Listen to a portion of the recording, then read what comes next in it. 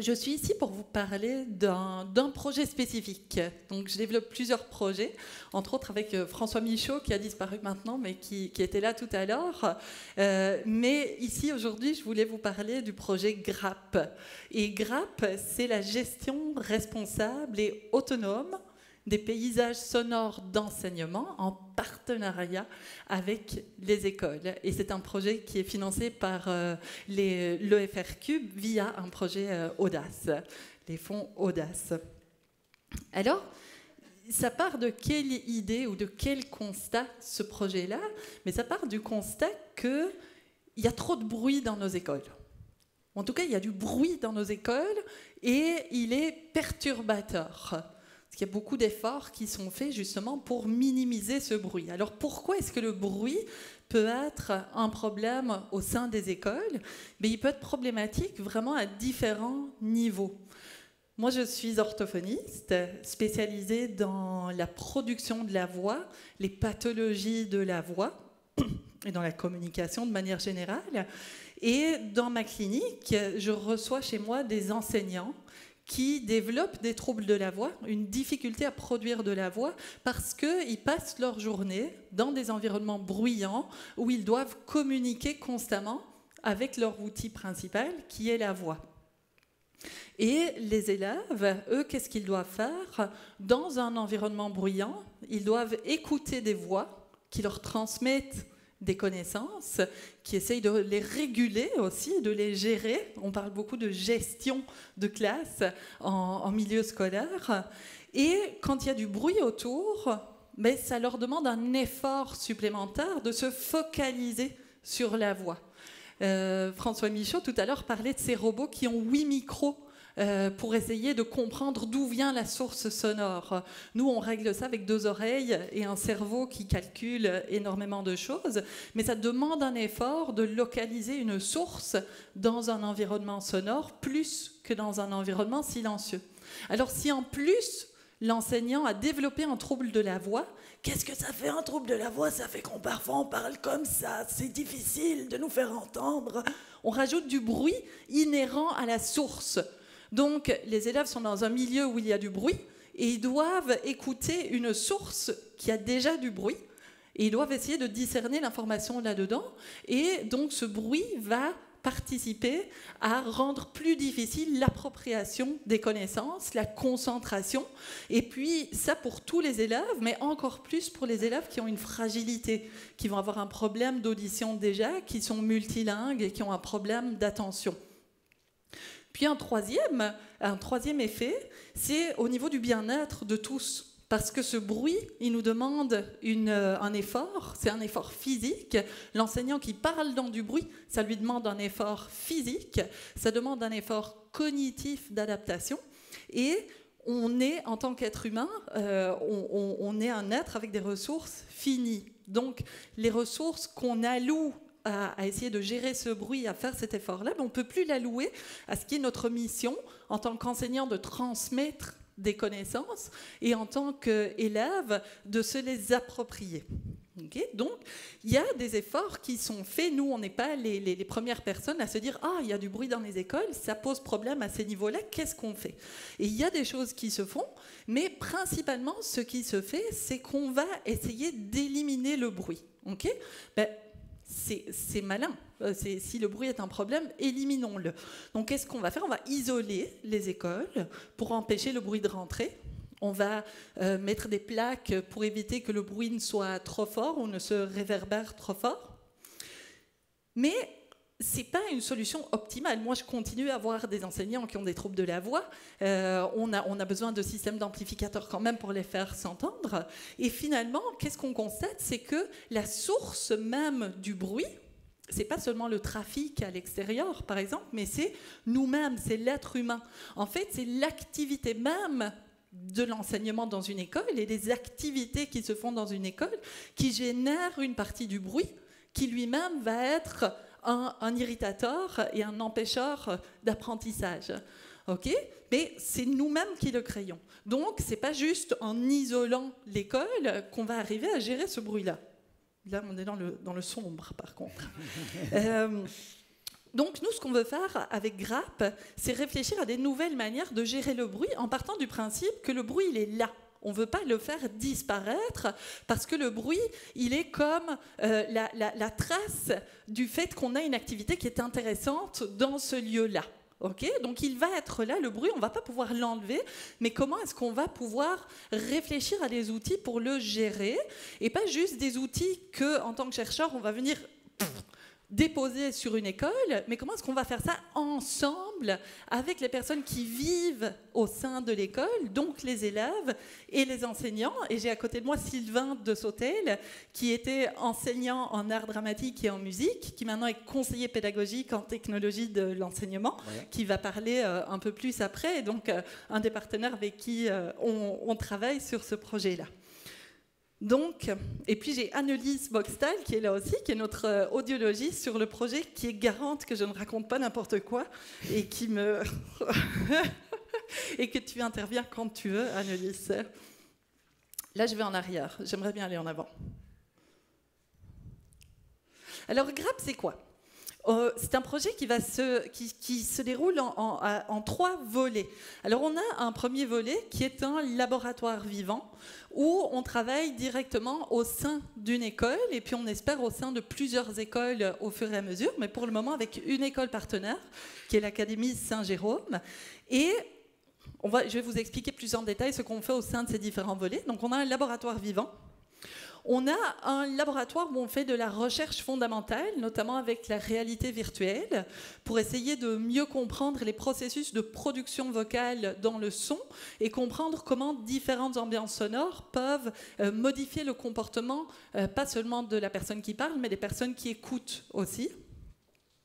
Et puis, on travaille aussi, et ça c'est le projet du futur, il n'existe pas encore, sauf dans nos têtes, c'est un laboratoire ambulant. Et on va vous parler un petit peu plus du laboratoire ambulant après aussi. Donc, qu'est-ce qu'on fait dans ce laboratoire vivant et à quoi il nous sert ce laboratoire vivant ? Eh bien, il va nous servir à mieux mesurer les ambiances sonores qu'il y a dans les écoles. Parce que traditionnellement, quand on parle du bruit dans les écoles, on va avec un sonomètre qui va mesurer une intensité, d'accord ? Et on mesure est-ce que l'intensité est forte ou est-ce que l'intensité est faible. Et puis, on part du principe que plus l'intensité est faible, mieux c'est. Okay ? Or, on sait tous, en fait, qu'il y a certains bruits, même très forts, on trouve ça super agréable. Okay ? Et ils nous aident parfois à faire certaines choses. Il y a des gens qui vont exprès aller s'asseoir dans un café où il y a du bruit pour travailler, parce que ça soutient leur concentration, ça peut les aider. Il y en a d'autres qui vont choisir autre chose. Donc le silence n'est pas une mesure d'une efficacité d'ambiance sonore. Et il y a d'autres manières d'envisager l'ambiance sonore et les bruits, les sons, dans le cadre d'une école. Donc nous, on veut aller mesurer ce qui se passe au sein d'une école, pas seulement en termes de plus fort ou moins fort, mais on veut aller caractériser cette ambiance-là. Pour toi, en tant qu'élève de première primaire, qu'est-ce qu'elle veut dire ? Qu'est-ce que tu aimes faire dans cette ambiance-là ? Qu'est-ce qu'elle t'inspire ? Qu'est-ce qu'elle te fait ressentir ? Et vous, en tant que prof du secondaire, qu'est-ce qu'elle veut dire pour vous ? En tant que gars de première secondaire, qu'est-ce que ça veut dire ? Donc on a tous des avis différents et nous on aimerait bien avoir une image qualitative du bruit dans les écoles ou du son dans les écoles et qu'est-ce qu'il veut dire. Et puis on veut co-créer, donc mieux comprendre ces ambiances, et on veut co-créer avec les gens, c'est la petite... c'est là, on parle ensemble et on parle avec des enseignants, on parle avec des élèves, on parle avec des chercheurs, on parle avec des créateurs, des musiciens, pour essayer d'imaginer ça pourrait ressembler à quoi des ambiances sonores optimales pour différents types d'activités au sein d'une école. Donc, qu'est-ce qu'on veut faire ? On veut ensemble créer des outils qui vont permettre pas de trouver une solution unique. Okay ? On ne cherche pas la solution optimale, mais au contraire, on cherche à comprendre comment est-ce qu'on va pouvoir sensibiliser, outiller et autonomiser les acteurs des écoles, les enseignants et les élèves pour qu'eux-mêmes puissent développer un climat sonore qui qu'ils décident, et qui les aident et qui les soutiennent dans leurs activités scolaires. C'est ça qu'on veut faire. Notre recherche fondamentale, avec cette réalité virtuelle, qu'est-ce qu'elle va chercher? Donc ça, c'est pour le moment séparé, mais évidemment, elle va aussi alimenter notre compréhension, nos mesures, et elle va venir alimenter cette création d'outils. Ça, c'est basé sur l'idée que, quand on parle, moi, je parle fort, j'ai un micro. Je pourrais vous parler comme ça, je n'ai pas besoin de m'exciter comme une folle devant cet auditoire. Donc, je pourrais même vous parler comme ça, vous m'entendez aussi? Ok. Donc, moi, je vous parle avec une certaine intensité. Pourquoi? Parce que je vois que vous êtes nombreux, je vois qu'il y en a qui sont loin, et donc je m'adapte à ce que je vois, pas seulement à ce que j'entends. Ok. Et on sait, par exemple, que quand on va rentrer dans une voiture, même si cette voiture est une fausse voiture, c'est une mock car, okay, elle ne fait pas de bruit du tout, c'est une voiture, on va quand même parler plus fort, parce qu'on sait que dans une voiture, il faut parler fort. Okay, donc on a des idées préconçues sur comment on se comporte dans certains environnements visuels sur le plan auditif. Donc ce qu'on va explorer là, avec la réalité virtuelle, c'est qu'on va enregistrer des ambiances sonores qui sont caractéristiques de milieux différents. Donc par exemple, quand je parle dans un ascenseur, ma voix résonne d'une certaine manière. Quand je parle dans une église, ma voix résonne d'une certaine manière. Ou quand c'est dans un gymnase à l'école, elle résonne d'une certaine manière. Donc on va enregistrer des ambiances là-dedans. On va mettre les gens dans des salles qui vont nous permettre de recréer ces ambiances-là, comme quand on a les yeux fermés, on se dit « Waouh, je suis dans un énorme local » ou bien « je suis dans un tout petit ascenseur ». On va pouvoir le ressentir. Puis les gens vont porter des lunettes où ils vont être projetés dans un environnement visuel qui va soit être en correspondance avec ce qu'ils entendent, ou qui va être en mismatch, qui ne va pas correspondre. Donc ils vont parler dans une grande église, mais avec la réverbération sonore d'un ascenseur. Et nous, ce qu'on veut voir là-dedans, c'est quelle est la part du visuel, quelle est la part du retour auditif dans la gestion de sa parole, dans la gestion de sa voix. Okay, et ça, pourquoi? Parce que dans le futur, ce qu'on imagine, c'est est-ce qu'on pourrait amener des changements de comportement vocaux, tant chez les enseignants que chez les élèves, à travers des cues, des indices visuels minimales qu'on pourrait instaurer dans les classes, sous forme de projection, sous forme de couleurs, simplement, sous forme de paysage, ou même sous forme de juste réflexion mentale, une imagerie mentale.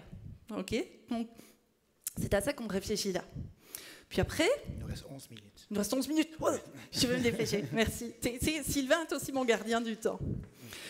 Quand on a écrit notre demande pour Audace, on a fait ça bien, apparemment, puisqu'on l'a eu. Mais on a dit, mais qu'est-ce qu'on veut faire? Donc on veut créer ces outils de sensibilisation. D'accord, on veut faire ça. Et on avait une idée assez traditionnelle de dire on va faire un site web, et les gens pourront accéder à ce site web, et on va là, le résultat de nos échanges dans les écoles avec les élèves et tout ça, on va le partager à d'autres écoles qui pourront y avoir accès. Et aussi, on va créer un prototype d'une salle de restauration auditive, restauration vocale, restauration mentale, ce que vous voulez, mais de restauration au sein des écoles qu'on pourrait implémenter dans tout un tas d'écoles. Okay, donc ça, c'est l'idée, on travaille dessus, c'est pour ça qu'on travaille avec des artistes visuels sur cette salle-là. Puis après, on s'est dit, mais finalement, est-ce que c'est vraiment faisable? Est-ce que vraiment chaque école va pouvoir accueillir ce type de salle-là? Peut-être qu'il y a des écoles, c'est pas possible pour elles. Est-ce que les gens ils vont vraiment venir sur notre site pour regarder ce que nous, on a eu la bonne idée de trouver? Donc, finalement... pour le moment, on travaille avec quoi comme idée qui nous guide? Mais les deux idées qui nous guident, c'est « et si l'université était un cirque ?» Je vous laisse visualiser. Voilà. Ça vient de péter sur la montagne. Alors, donc, si l'université était un cirque, la deuxième idée qui nous guide, c'est « et si l'université était un food truck ?» Et si l'université n'était pas immobile, en fait? Et si on pouvait proposer une expérience itinérante? Donc, on prend nos mesures de sensibilisation, on part en voyage à travers tout le Québec pendant une année, parce que c'est l'année de la sensibilisation sonore, et on vient partager sur place nos expériences. On parlait du beau tout à l'heure, on disait on n'a pas encore nommé le beau. Mais en fait, si, et on l'avait déjà nommé le beau ici, entre nous, là, avec Spiridula, et on avait dit le beau, c'est important, parce que le beau, il nous touche profondément. Donc l'idée ici, c'est de développer une vidéoprojection, une œuvre d'art, quelque chose interactif qui va jouer sur le bruit, justement, et qu'on va pouvoir proposer comme une expérience unique qui va se passer à un moment donné et qui va sensibiliser les personnes dans les écoles à la problématique du bruit, et puis ce sera accompagné de nos outils. Et maintenant, Sylvain, sans aucune transition, voilà, ça c'est tous nos amis, c'est toutes les personnes qui travaillent avec nous, on est nombreux, oui, puis après on va passer au-dessus de ça, on l'a pris. Ça c'est la théorie. Ça c'est la théorie, vous suivez? Hop, hop, hop. On y est, les différents... Et bientôt, on a Sylvain. Et avant de connaître la thématique de ce colloque aujourd'hui, on avait déjà, dans l'équipe, fait ressortir ce triangle-là, à savoir que l'université et l'école et la société, ça devrait se parler et ça devrait travailler ensemble. Et on a dans nos écoles des élèves qui sont persuadés qu'ils ne pourront pas faire des sciences, qu'ils ne pourront pas faire des mathématiques. On a des jeunes filles au primaire qui savent déjà à 9 ans qu'ils ne sont pas faits pour les mathématiques. Et on va, avec notre équipe qui va aller dans l'école, modéliser la démarche scientifique et montrer que c'est possible. Et on va l'expliquer en mots clairs, qu'est-ce qu'on fait. Et on va le modéliser, on va au niveau de la métacognition, on va mettre des mots sur la démarche qu'on est en train de faire et se mettre nous-mêmes en posture d'apprenant. Et dire aux élèves, nous sommes adultes, diplômés, en train d'apprendre avec vous sur comment construire, modéliser, travailler sur les paysages sonores de votre école. Moi, je suis prof au secondaire. Quand j'ai vu que j'étais en fin de journée, l'après-midi, je me suis dit, c'est comme une classe de secondaire 4, dernière période. Je relève le défi. Vous avez l'air des étudiants blasés. Non, c'est pas vrai. Et maintenant, dans mon travail, je suis conseiller pédagogique à l'intégration des technologies, comme on disait au début. Et je travaille mon port d'attache est dans un bureau.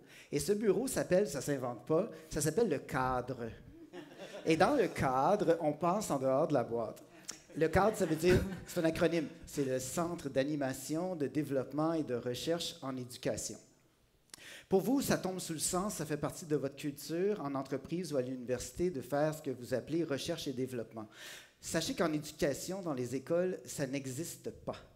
Nous n'avons pas de temps, nous n'avons pas de ressources et nous n'avons même pas de volonté de faire de la recherche et du développement. Nous ne remettons pas nos pratiques en question et nous n'avons pas de temps à l'horaire où on fait juste s'arrêter avec des collègues pour inventer des nouveaux trucs, pour développer des nouvelles activités pédagogiques ou pour faire ce qu'on appelle en conseillance pédagogique de la veille, c'est-à-dire de s'intéresser à ce qui se passe au niveau de la recherche.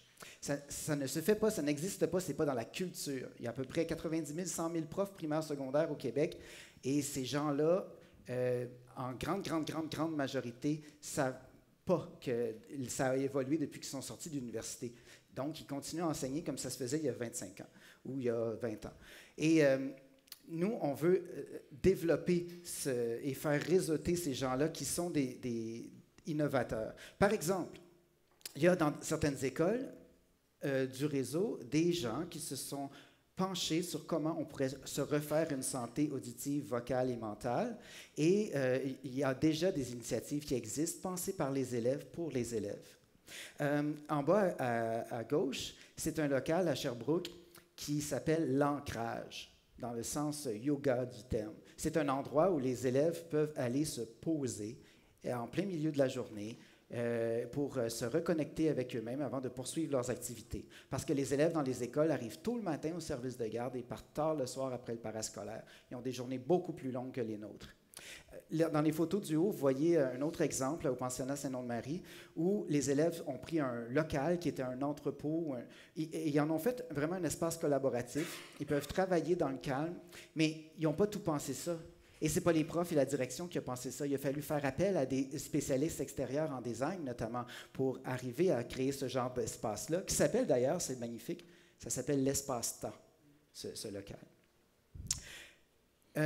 Nous, notre équipe, on travaille sur des nouveaux espaces d'apprentissage. Alors, un petit tour avant de finir, on y va dans le sens anti-horaire, OK? Donc, les nouveaux espaces d'apprentissage demandent de nouvelles compétences dites du 21e siècle. Ça me fait rire, ça, comme prof. En 2018, là, on a un bout de fait au 21e siècle. Il faudrait arrêter de dire qu'on est au 21e siècle. C'est fait. On est vraiment dedans. Puis, à partir de quelle année qu'on arrête de dire 2000? On est en 18, OK? Puis, donc, ces nouvelles compétences-là, moi, je pense aux enfants qui sont dans ma classe et qui vont sortir sur le marché du travail. De quoi auront-ils besoin? Bien, ce sont des compétences, des soft skills, on en parlait ce matin. Ce sont des compétences qui ne sont pas dans le curriculum du programme d'éducation de l'École québécoise. Ça n'existe pas. Il faut que nous, les enseignants, on soit là-dessus. Nouvelles compétences qui demanderont des nouveaux scénarios pédagogiques. Nouveaux scénarios pédagogiques qui demandent de nouveaux espaces. OK, on part dans l'autre sens. Nouveaux espaces qui vont inspirer des nouveaux scénarios, qui vont développer des nouvelles compétences, qui vont faire... Et là, si vous regardez bien comme il faut, même ceux qui sont en arrière, peut-être que vous ne voyez pas, mais il y a des petites lignes rouges pointillées entre les différentes pointes du triangle. Ce sont des relations humaines et c'est des apports technologiques. On va commencer par créer un lien de confiance avec les gens dans les écoles pour y arriver.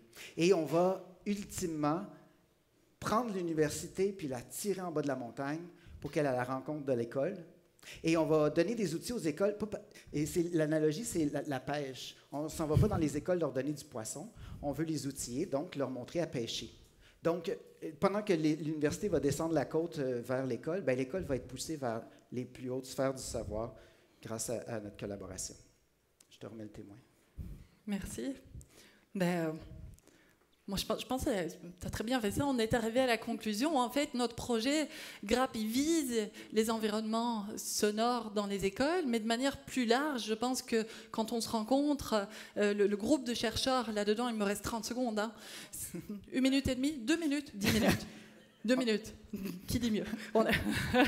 C'est qu'on se rend compte qu'on a... nous, on trouve ça tellement formidable qu'on nous ait donné la chance de travailler ensemble au-dessus des boundaries, des limites, des frontières, qu'on n'ait pas remis en question de pourquoi est-ce qu'on est allé chercher Sylvain, oui. Qui n'a pas de diplôme. Oui, pourquoi est-ce qu'on est allé chercher... Mes chères chercheuses, j'aime ça parce que je suis prof d'art dramatique à la base, mes chères chercheuses sont toutes, ont toutes un petit PhD accroché après leur nom. Et moi, je suis dans l'équipe le pas docteur. Tu es le pas docteur avec Dirk on est deux de Clout, qui est directeur artistique, qui n'est pas docteur non plus. Voilà. Et vous êtes... D'où la présence essentielle des pas docteurs dans cette chose. Mais totalement essentiel. Parce que mon travail, c'est mon rôle dans cette équipe-là, avec mes chères chercheuses, c'est de les ramener sur le terrain des vaches. Croyez-moi, elles en ont besoin. Oui, dans une école, ça se passe comme ça ou ça se passe pas comme ça. Et ces échanges-là sont tellement fructueux. C'est formidable ce qu'on apprend les uns des autres. Oui, juste dans notre équipe. C'est ça. Et il y a des notes que j'ai prises pendant la journée ici qui, moi, me frappent. Vous avez parlé de la confiance en l'autre, de reconnaître les valeurs de l'autre. En disant reconnaître les valeurs de l'autre, ça demande un travail. Ça se fait pas par magie, ça demande un travail. On a parlé du vivre ensemble, on a parlé d'oser l'échec, d'apprendre le langage de l'autre, d'avoir une mission sociale, on a parlé de beauté. Mais justement, moi, en tant qu'orthophoniste, je suis dans la communication, dans essayer de comprendre les autres. Et en fait, on est en train, avec notre milieu scolaire et puis après universitaire, à créer des gens qui ne savent plus se parler. Donc, on est en train de diriger les gens très, très tôt vers un langage qui leur est propre. Et on construit des barrières qui fait qu'ils ont peur de l'autre. Et quand il n'y a que l'apport, moi je dirais, s'il n'y a que l'apport, c'est bien, mais parfois il y a le mépris qui vient avec. Où on se dit, moi j'ai tout compris, l'autre n'a pas compris, en plus, je ne le comprends même pas, il ne parle même pas bien. OK? En gros, c'est ça. Donc, pour illustrer la pertinence de notre travail dans les écoles avec les enfants sur le terrain, je parlais de modéliser tantôt. Sur l'heure du lunch, j'ai rencontré des gens d'Ubisoft à la table là-bas avec lesquels on parlait d'intelligence artificielle pour bonifier le jeu. Et l'intelligence artificielle reçoit une récompense quand elle fait la bonne chose et gagne des points. Et je leur demande, oui, mais comment elle est motivée, cette intelligence, à commettre des erreurs, pour apprendre de ses erreurs? Et le gars, il me dit, bien, on la force à faire des erreurs. On lui dit, fais 10 d'erreurs, fais 20 de mauvais coups et apprends de ces erreurs-là. Ce qu'on ne fait jamais à l'école. Les enfants ont peur de faire des erreurs parce que faire des erreurs, c'est perdre des points et on n'a jamais la chance d'itération à l'école. Et on leur montre très jeune à avoir peur de l'erreur. Alors, ils ne commettent pas d'erreur parce que l'erreur en l'école est sanctionnée. Donc, ils ne peuvent pas apprendre de ça. Et on ne se donne pas le droit à l'erreur comme prof et on ne le donne pas à nos élèves non plus. Il faut briser ce cycle-là. Voilà. Voilà.